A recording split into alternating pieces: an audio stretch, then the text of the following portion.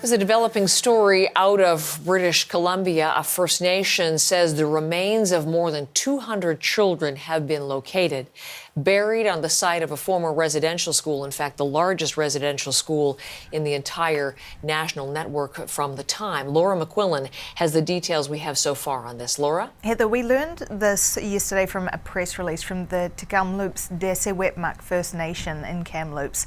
Our colleagues in Vancouver have spoken with them as well, and what we've heard is that they say a survey of the grounds of the former Kamloops Indian Residential school site, which you see there on your screen.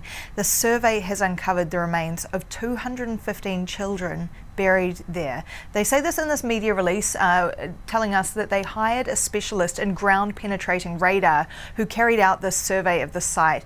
And they say that those missing children were as young as 3 years old, and that to their knowledge these deaths were undocumented up until this point.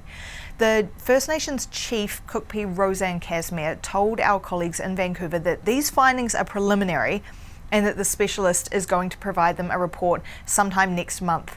At this point, we don't have any more details about who that specialist is or the methods that they used, but the First Nation says that they're working with the BC Coroner's Service on this.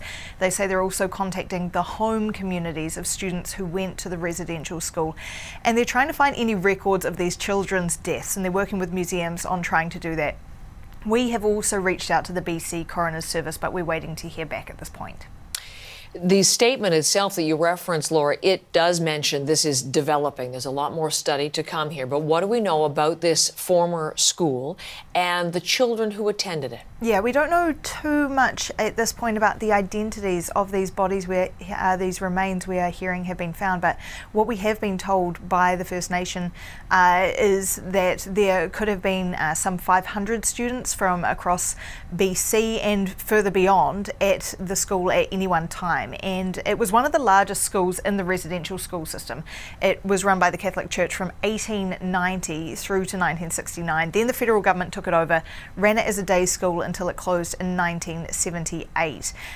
We have seen a response from the federal government to this yesterday. We saw a tweet from Indigenous Services Minister Mark Miller, who said that he's been in touch with Casimir, the chief of this First Nation. You see the tweet on your screen there, offering the government's support. And as you mentioned, Heather, right now a lot of questions, not a lot of answers. We've heard from the First Nation some details, but they haven't yet laid out what the next steps in this process might be, but they say they plan to give updates as it moves along.